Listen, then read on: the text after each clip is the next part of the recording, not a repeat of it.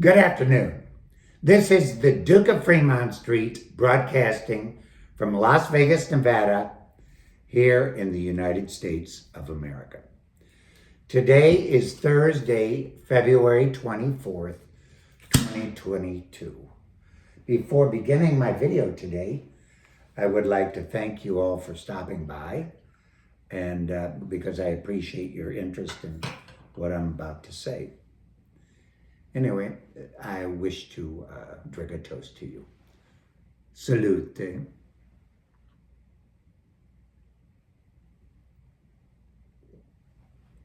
Astonishing.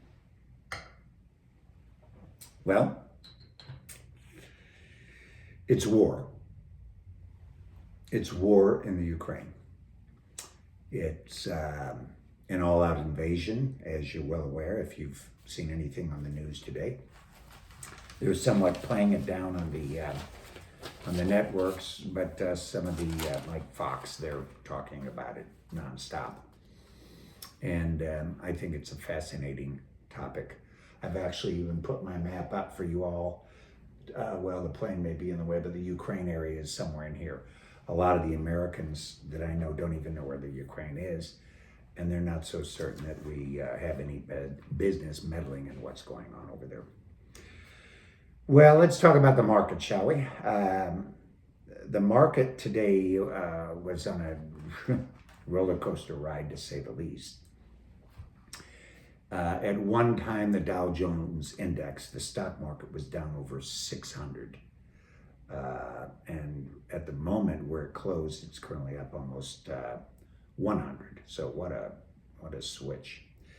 We closed at 33,222.83, up 92.07. Gold and silver have actually taken the same course of action. They were up remarkably earlier, and then as the day wore on, they gave back all their gains, and at one time were even in the negative territory. Gold at the moment is currently 1906.30 bid by 1907.30 ask, up $2.80, or a minuscule 0.15%. At one time today, gold threatened the $2,000 level, and we reached a high at one point of $1,974.30. Silver is currently bid at $24.20 bid by $24.30 ask, down 1 cent or 0.04%. Once again, at one time, silver was up substantially, and intraday we hit a high of $25.61. This is astounding. The turnaround and the ins and the outs and the ups and downs. What a topsy-turvy market we've had today. So now what? As you know, as I said, it's war. The Russians have invaded the Ukraine, and the United States and the Americans, the United States and the Europeans have imposed sanctions. All the United Nations, as far as I know, have imposed sanctions on the Russians in retaliation. It doesn't seem like that's had any effect on Vladimir Putin and his Russian forces. They're steaming full force ahead.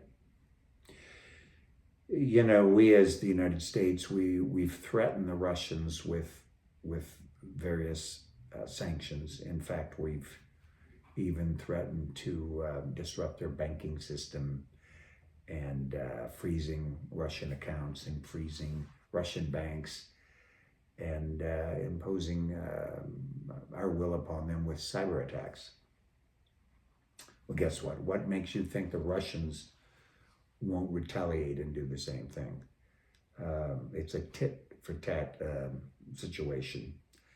And If we attack their grid, there's no doubt in my mind that they will turn right around and attack our grid. Our grid is very vulnerable, as you know.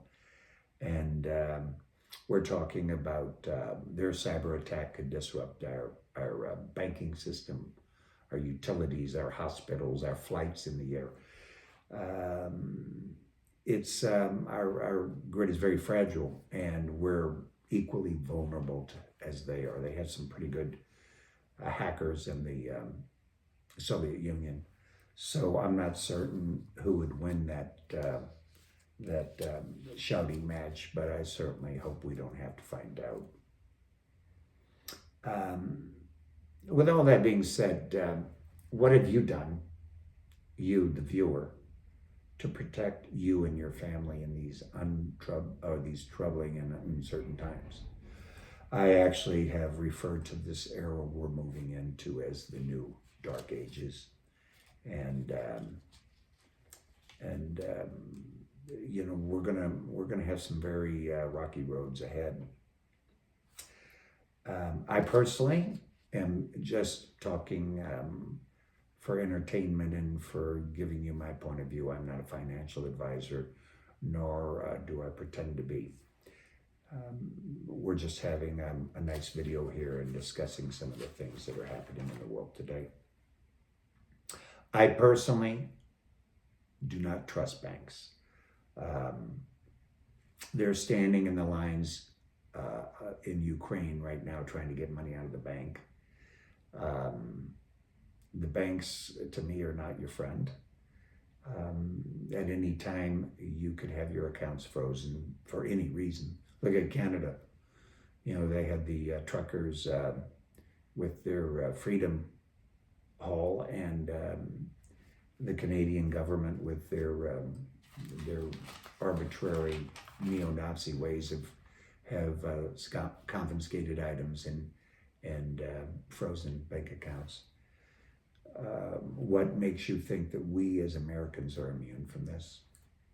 So with that being said, I don't like lines. I never have, and I try to protect my money in other ways and in my currency in other ways. I keep enough money in the bank to function and pay the utilities and so forth, but I don't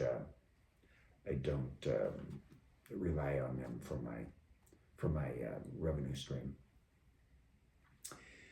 If we impose a cyber attack and we strike first blood, I think the Russians will retaliate in kind.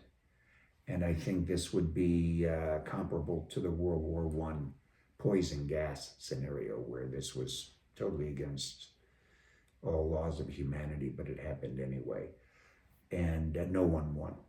So I hope we don't get involved in that conflict, because I think internationally people will suffer. And I'm not certain we'll be able to pull out of that. I would strongly recommend stocking up on your staples, your non-perishables, your food, your water. And as you know, there's supply chain shortages and rampant inflation. So worst case scenario, the world goes on as it always has. And we carry on as normal human beings doing our normal daily activities. You've done nothing silly or wrong. You've just prepared for the worst. And as me, you hope for the best. The market, as you know, that I just discussed, all the markets are total madness.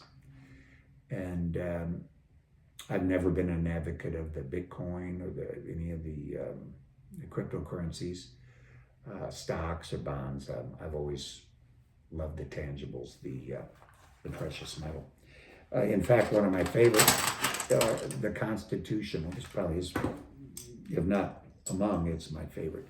The old-fashioned American silver dollars, a constitutional money. And I mentioned in a previous video, you take 30,000 of these and you can buy $1 million house. And it's $30,000 face value. So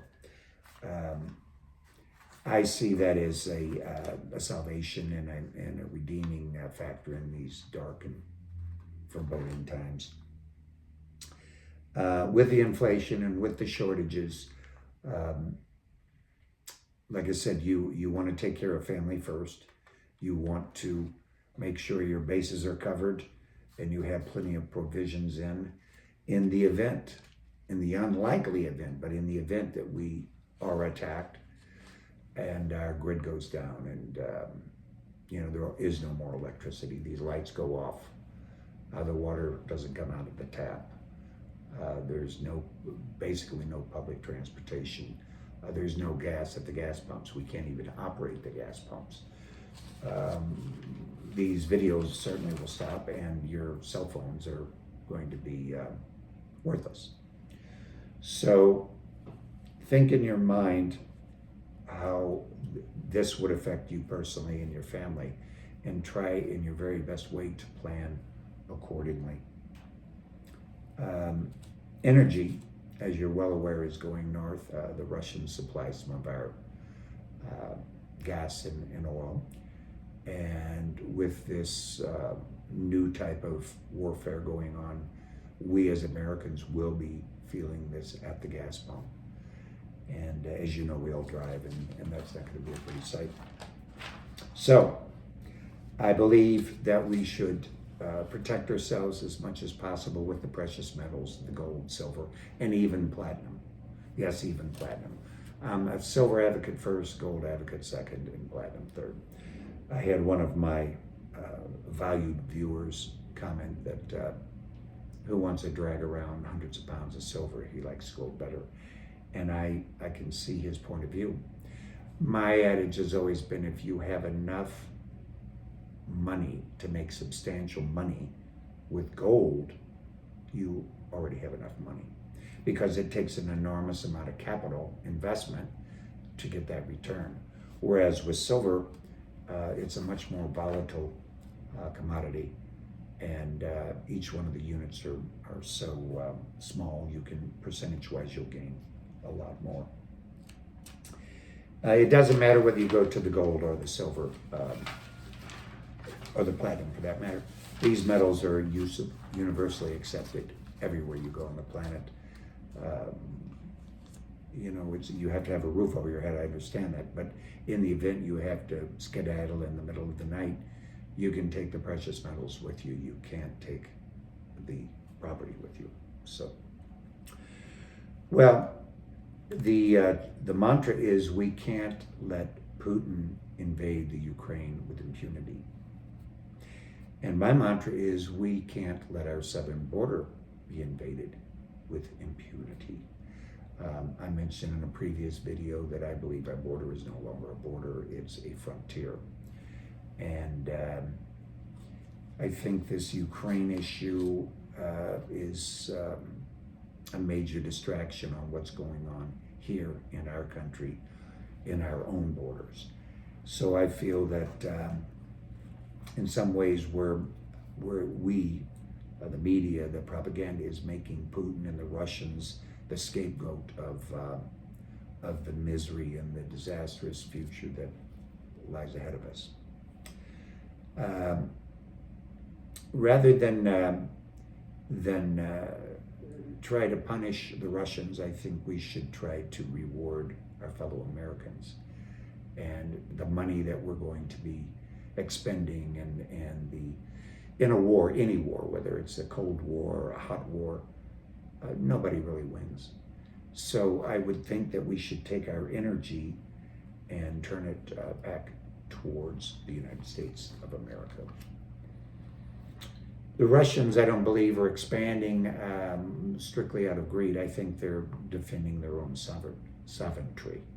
I mentioned once before, if we had Chinese troops on our southern border and Russian troops on our northern border, and warships on both coasts and aircraft flying over with surveillance, we would be terribly uncomfortable with that scenario. So Russia is somewhat boxed in like that with NATO and to the west, and China to the east. Oh, speaking of the Chinese, they're not my favorites. I think the communist Chinese are doing their best to colonize and exploit the resources of all the rest of the world. Perfect example is Africa. They're absolutely raping that continent. South America, they're getting their claws in there too. I don't trust them. I think they're sneaky, and I don't make any bones about that. You know, perhaps by speaking in that manner, it's not politically correct, and that really doesn't hurt my feelings, and it doesn't keep me from saying it. Keep your eye on those guys, because I feel that they're watching us go back and forth with the Russians with glee. We as Americans, I believe, at the moment are somewhat paralyzed. We don't act anymore, we react. And I think we've lost our initiative. I'm going to suggest that since we've got the Northern Hemisphere and the Southern Hemisphere in the Americas, we should focus more on that and ally and partner with some of our southern border countries, and or pardon me, our southern South American countries. In fact, I know it's going to sound radical, but I wouldn't be opposed to making some of them territories if the populace of those countries would agree to that, and peacefully make them territories and eventually states. Because a lot of those countries down there are on the verge of losing their sovereignty. And I don't know, it's just a thought. Well, anyway, it's too soon to tell what's going to become of all this. I believe you should hedge your bet.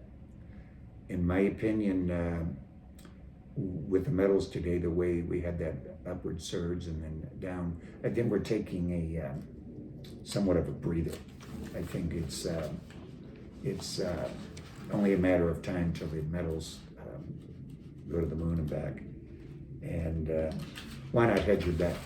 Worst case scenario, you're wrong, and I don't think it's the downside is at all a large risk. Anyway, allow me to drink another toast to you once again. This is to your wealth and to your health and to your happiness. Salute.